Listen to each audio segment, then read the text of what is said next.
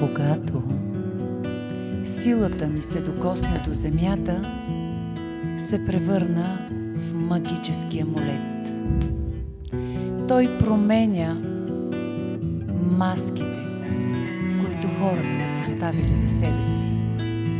Онези маски, които за вас са част от вашата личност, но за мен са допълнителни формирования, с които се опитвате да бъдете приемливи. Там долу, под тях, живее сърцето ви. И колкото по-сраснали са маските с вас и вашата личност, толкова по-болезнено е да видите собствената си светлина.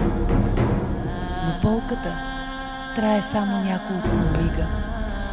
След нея идва любов, сила, смелост, мекота, доверие, приемане, приятелство със себе си, с другите и със света.